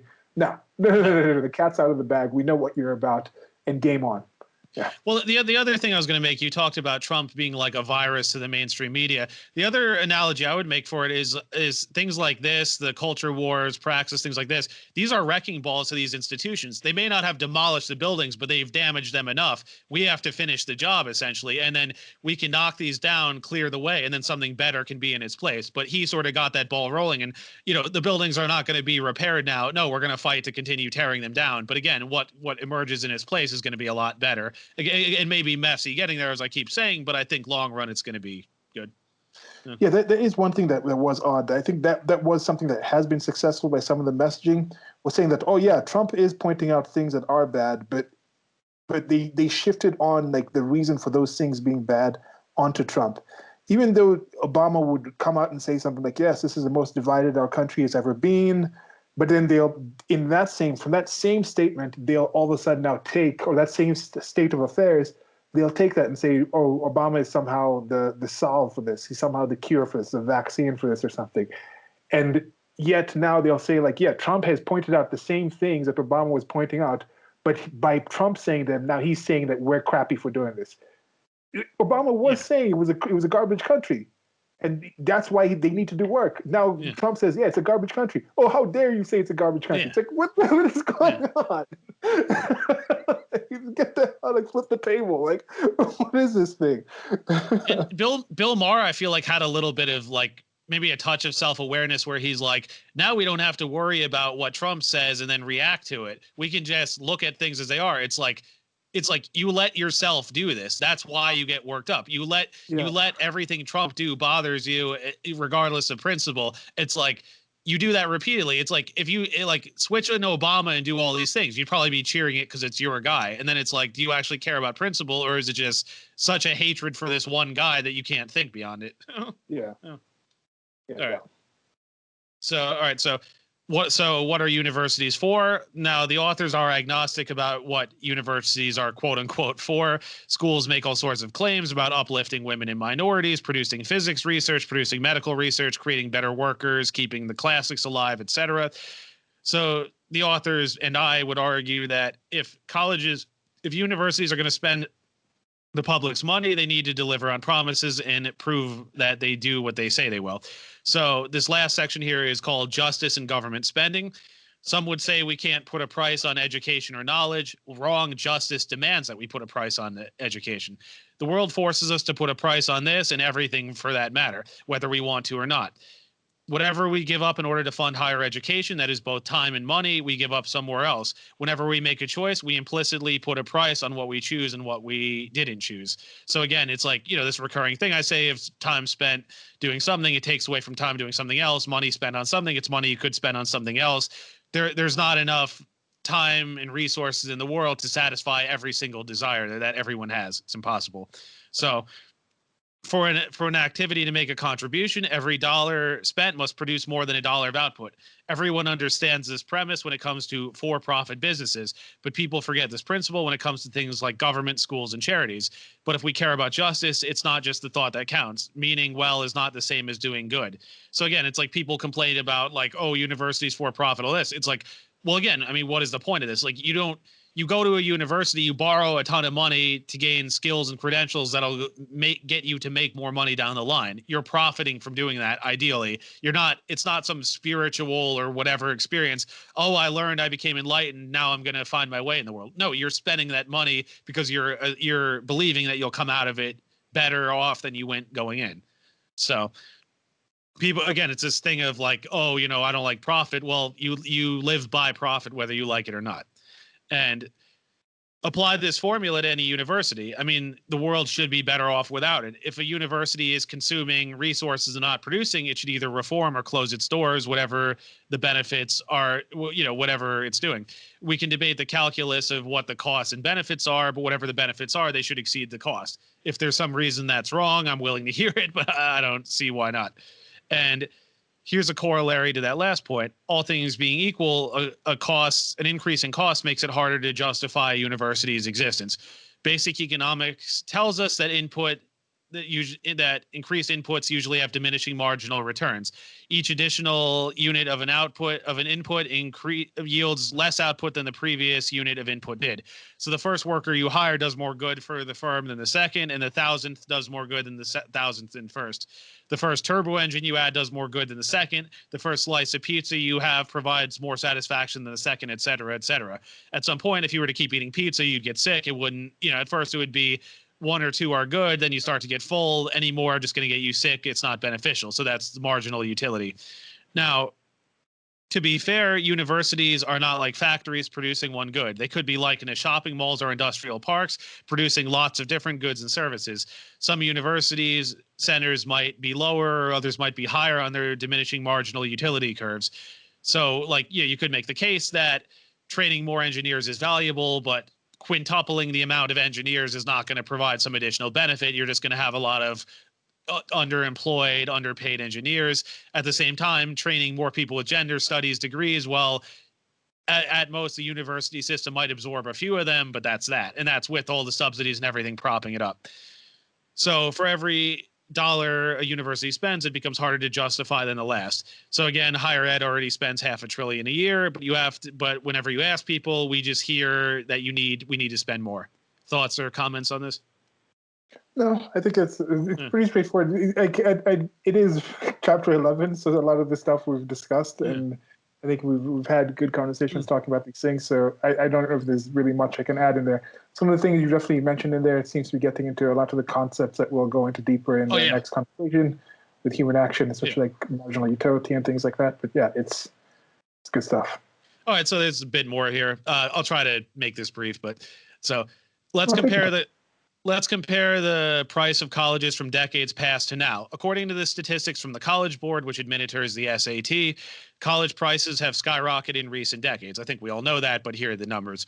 When adjusted for inflation in 2016 dollars, the average tuition at a private university in 1976 would be $10,680 per year. In 2016, it averaged $33,480 per year. A public university, again, adjusted for today's dollars, would have been $2,600 per year. Today, it's just under $10,000 per year. So public universities have gone up about fourfold. The price of room and board has gone up too. In 1976, in today's dollars, it would be $6,000. It would add $6,000 to the annual price tag at a university. Today, it adds about an additional $12,000 a year price tag at a university. So board and room has doubled in the last 40 years as well. So on average, it costs about 2.5 to 3 times more to get a degree than it did get the equivalent degree 40 years ago. And also remember, this factors in inflation, and this gets into whether the degree has the same value it did back then. I would argue it does not. We've talked about that for some time. So also compare operating costs. So $536 billion for the university system today. And again, adjusted for inflation, in 1976, it would have been $167 billion. So universities costed, you figure, that's probably about a quarter to run as they used to. And also factor in things like cost per pupil has gone up. So you could argue that you're educating, the education's being watered down relative to how you're spending more per pupil, but you're teaching them the same stuff essentially. And the average amount spent again, adjusted for today on average per student at universities in 1976 was $21,000. Today it's about $54,000 and $41,000 at public universities. So the amount spent per pupil has gone way up too. But again, are they getting that much more for what they're paying? You could argue more amenities and things on campus, but the knowledge itself is that much more valuable? Probably not. So if you look however you look at it, the trends show that number one, colleges costing consumers a lot more. Number two, colleges are spending more per student educated. Of course, there are many reasons for this, which we've been discussing, such as the student loan subsidies, the cost of regulatory compliance, the growth of administration, non-classroom functions, and the cost disease. Now, this was something I didn't know about. I learned about from this. So it was coined by two economists, William Baumol and William Bowen, both named William. So basically what it is certain industries see a production in productivity over time while others do not. And that increased productivity will lead to higher wages. So Tom Woods talks about how his father operated a forklift moving pallets in a warehouse. It used to be that you had to just pay a group of strong guys to do it, but you had to pay each guy less because you wouldn't make enough money back. So he could make enough money because it was just him operating that forklift, but moving all those pallets. So you could argue as a worker, he's way more productive than the guys lifting things by hand. Now, because of that, you know, the one guy operating the forklift, wages are going to go up versus the manual workers in the past. Now, contrast this with something like an orchestra. Like we can't, it's hard to argue that orchestras are more productive than they were 100 or 200 years ago. They're still producing the same music and all that, but salaries go up anyway. Now, the explanation for that is because of inflation and competition. It's like an orchestra player can't make the same money decades or a century later because no one's going to do it. Like if a century ago orchestra players were making like 5,000 a year, I'm just making up a number, I don't know, you couldn't pay them 5,000 a year in today's dollars. Nobody would do it. The costs are you're gonna have to pay them more, and you're gonna have to find ways to pay them more. But is there actual more output as far as more music, the quality of their music? Likely not. I mean, you could study it in depth, but the point is there's other factors that drive up those wages. It's not productivity. So I thought that was interesting because I had never heard that concept before. So Harvard's endowment is its own money. They could spend $30 billion to research hip hop poetry if they wanted to. But then the question also becomes, why does Harvard get $600 million a year in federal funding? Again, it's not a public good for reasons we went into before. We can also get into how the money is collected. Different taxes have different effects. Sales tax tends to be regressive. So a lot of sales tax tends to fund higher education, which is common for public education at the state level. And you could argue this actually impacts the poor the most because they think about it like they're buying things they need to survive. So if sales taxes go up, that's going to impact them more. Whereas if they're not going to be impacted as much by income tax because you get impacted more at the higher level, and it's already, the top 20% pay almost all income taxes. So you can argue those taxes are progressive. The more money you earn, the more they take. But if you're at the lower end, it's like you're rich versus poor. You're rich, you're not going to buy that much more food. You may buy better food or something, but if you're poor and you're living paycheck to paycheck, an increase in sales tax is really going to hurt you. Whereas if you're rich, it's not going to make a huge difference. So the authors argue that this could ultimately be sort of like a subsidy from the lower classes to the middle or even upper middle classes, because if poor people are paying sales tax and that money is being spent at public universities where middle class kids are going, well, it's a form of wealth redistribution, but from lower to higher. And government spending is also a matter of justice. The money has to come from somewhere. Governments owe us an explanation of where the money is spent, what it's spent on, where it comes from, all there. Now, the authors are not arguing for a micromanagement of universities. They say Europe, it's really bad over there. University professors in Europe, they spend a lot of time filling out paperwork, complying with even more bureaucracy. It's really annoying. And universities in Europe are less expensive than the US, but they also spend less on student activities and they have higher student to faculty ratios. So you can argue they don't have restaurants and all these other fancy things on campus. And also they have more students per class. So there's less attention paid to each student. So that does bring down the cost, but it waters down the quality. And one saving grace, this is sort of a cynical ending, but the authors say, if the money weren't spent on higher education, it could be spent on something worse. So kind of a bleak ending, but it is something to think about. It is something to think about as well. So that's it for chapter 11. Any more thoughts or ideas for? Could it? How much worse could it be, actually? So I mean, that's the thing. It costs more to attend school now, but it doesn't cost more to educate yourself. Yeah. Because when you have the internet, when you have these other things, it's actually a lot cheaper to educate yourself. I am more informed about things, like to know about the number of things that I know about today that it would have probably taken me just on practical nature is the fact that I would have to actually go to the locations or go to a library or spend time literally reading the book or learn different languages so I can read certain books that haven't been translated or do the actual studies on my own. Just the amount of information that I can accumulate over this next year would probably take me about 80 years to do so, just 100 years ago, to do just a fraction of that information that I could actually educate myself on just now. And then you even count the number of things that it's possible to be educated on about due to technological advances in science and gathering of information and sharing of information, comparing notes, where somebody doesn't spend 10 years of their life down a false path just because they made one assumption wrong that somebody else understood. Now it's like, oh, you put this question out, you put it online or you put it somewhere else, and it turns out that somebody 100 years ago actually went down that path and found out that's not right. So I'm not going to spend another 10 years. So we're currently living in such a time where we've only just chipped not even a percentage. Like when people talk about like the Earth, we look about the Earth, the surface of the Earth, and that's everything we know is the surface of the Earth. But you actually look at the depths from Mount Everest to the Marianas Trench, and if you got the Earth down to the size of a billiard ball, it would be smoother than a billiard ball. That's how surface level everything we think of is. And I think we're even less than that when it comes to touching the ability of the technology and access to information that we have when it comes to human flourishing, when it comes to just improving, when it comes to educating ourselves. And to think that, having the educational system as it is, expanding that is how we're going to get to plunge these depths and also head out into the space and things like that. That is absurd. It's an absurdity. I hope by just going over the things that we've talked about in these 11 chapters, and when we come back with the conclusion, I think we said we'll actually have, like we did during the conclusion of the previous series of Cynical Theories, where we talked about potential things to do in the future, other things that you can substitute with.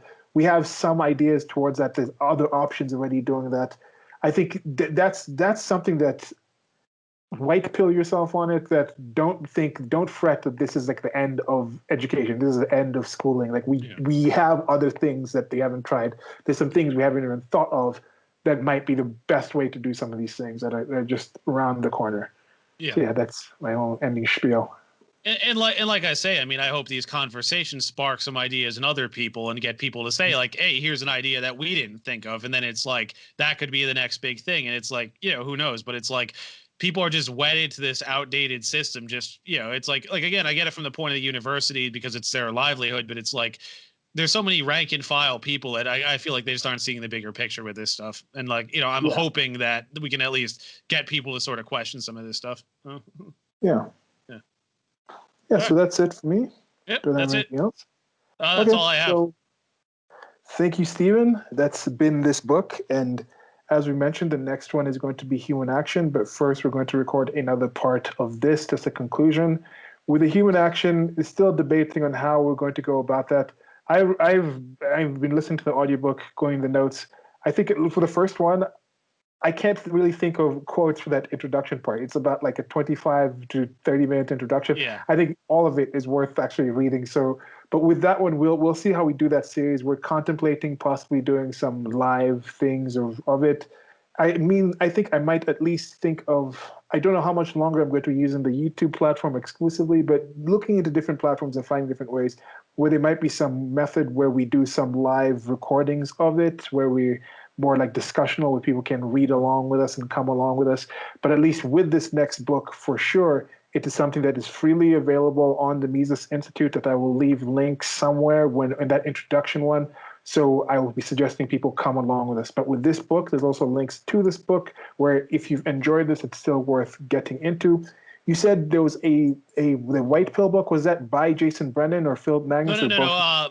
Michael Malice is talking about it. I think that's the book he's working on, because he talks a lot about the concept of the white pill, and like he talks about how like, people are worried about the future of liberty, but he argues that the left is sort of losing the cultural war. Again, we'll see what comes out of this election, but I think long run, it's going to wake people up to a lot of this stuff. Again, there's going to be a lot of chaos in the meantime, but like, gun control, people are like laughing at now because they're like, well, we have these riots and the police aren't doing anything. People are wondering about private security now. Of course, the media is crumbling, as we say. I think the founder of Praxis, Isaac Morehouse, I think he said something about how he predicts by 2030 a certain percentage of universities are going to close and there's going to be more apprenticeships and other things. So again, there's going to be a lot of chaos, but I think like the overall trend is upwards. So yeah. I mean, here with education, it is just getting this from the who does Google use? Oxford Languages, from Oxford Languages. It says the process of receiving or giving systematic instruction, especially at a school or university. See, that school or university is tied in there, but does it have to be? An enlightening experience. I think there's enlightening experiences all over the place. Like, these are the things where we live in a time where education, just go out and look at the stars. Like that is enlightening to even have the idea of what that is, to understand the sun has light that comes from 6 miles away. I mean, from 8 minutes away. And just posted something recently about superclusters, like the fact that we understand superclusters, and just it's not even enlightening. It's almost just crushing how insanely amazing it is to imagine what a supercluster is. And if you haven't try to look up a video, it's you're like getting like tingles just thinking about the size and massive nature of what that is. We have the time to be. It's not even the Enlightenment. When Enlightenment happened, and think about the world before the Enlightenment. That was most of human history. This is like post-Enlightenment. It's just light. There's so much to know of. If you're hearing this, thank you for spending your time listening to this. But I guarantee you, there's probably at least a million other things you could have spent your time better on listening to this. But I might be shooting myself in the foot. But check out the other ones in the video, and hopefully you can join us for the next series. But yeah. Well, one final point I sort of wanted to make. I think what people need to do a better job, like looking at past debates I had with people, I would apply this to myself too, is when people say things like, "Oh, we want everyone to go to schools, we want everyone to be educated," really press them on some of these points. Ask like, why is it worth spending all this money? What are they learning? Are they going to use this in the real world? Do you remember how much you learned? Is, like really hammer them on those fundamentals. Cause I think a lot of people have that slide. It's like, it's that whole thing of like, oh, I want free healthcare. Well, no, that requires workers, that requires space, that requires goods, all that. It's the same thing with schooling. It's like, well, like if you want to learn gender studies, fat studies, whatever, fine. But then the question becomes, do people have a moral obligation to pay for you to study it? People like I say, I mean, I love history. I could talk for a day about it, but like I've never used it in my job. But again, I don't expect people to loan me a bunch of money to study it because it's fun. Yeah. It's like, and like really hammer those people on those points. And again, also the point of just the government already has you for 12 years. I mean, high school dropouts are fewer and fewer. So it's like if you're already spent all that time in school and you barely remember anything, well, how well did you get educated already? And I know some people who are proponents of the university system who have even said K through 12 was mostly useless for me. So it's like they already have you this many years, but you come out of it and you're really not much better off. So yeah, what does that say? Yeah. And it's also how some of these things are maintained and how they're actually achieved, and what goes into that. Like we're talking about property taxes in the United States of America. That's the majority thing that funds and pays for K through 12. Then we talked about sales tax as a major source of income or source of paying for the actual what's it called, higher education system. Yeah, state funded. Yeah, and then now when you talk about income taxes, now that's the major thing that pays for social services and things like that. So these are things that are just connected. Like, do you agree with the means? Like, why should these things be funded to this level through this system of where on average people can't even just admit? Your average educated person seems unable to admit and understand what the definition of literally saying, I am going to take X amount of what's yours, what you have earned, and keep it. And if you do not give this amount, we're going to arrest you. And that is by definition. People can't literally understand that is definitively some extortion. That is a simple thing. So if you're okay with that, you can also say that's okay. Like just like in the Robin Hood things, nobody says Robin Hood isn't a thief, but they somehow rationalize that what he's doing is positive. So you can at least get to the point where you can say, I'm not really saying that this hasn't been done through some thievery, but at least rationalize it. You can say, okay, yeah, I still think it's positive. But then now when you say it's positive, it comes to the point to say, okay, now at this point, why do you think? Make the case to me to why it should be positive that these people who are not actually using that service should be the primary ones funding that service. That is a simple thing. There's just so many questions out here. So we're just saying all that education, all that enlightenment that's there to be had, there's so much to be done that is relatively free. Why should somebody have to be taxed? Why should some people in the inner city of Brooklyn have their sales tax go higher so some people can go to Columbia University and study feminism or gender studies when you can just send them the conversation that we had in our conversation series, critical theory about gender studies, and that person might be able to understand as much, and they can read cynical theories, they can go online, there's other ways to get that information. So just understand the other things that are connected to this actual system. Take the thing that you consider positive and look, is this really positively the best way to achieve that one thing? And see what the answer is there. Let us know, because we could be entirely wrong. We could have wasted hours of our lives. And like the author said, I'll hammer it home again, like just saying, oh, this benefits the public, spend more money on it. It's a bogus. It's not even a beginning of a serious argument. Like they said, I mean, I can say, hey, these roads on this street are beaten up. We should spend more money on them. Hey, we don't have a snowplow service in this small town in the winter. We should set that up. There's the stores aren't close enough. We should buy up this land and build a shopping center that benefits these people. You can make this argument about all sorts of things, but all that money has to come from somewhere. And again, that takes away money from other things. It's like you can't have all of this stuff. It's not, Yeah. So yeah, that's it. All right, that's it. Yep. Okay, so goodbye, everyone. Bye. Thank you for listening.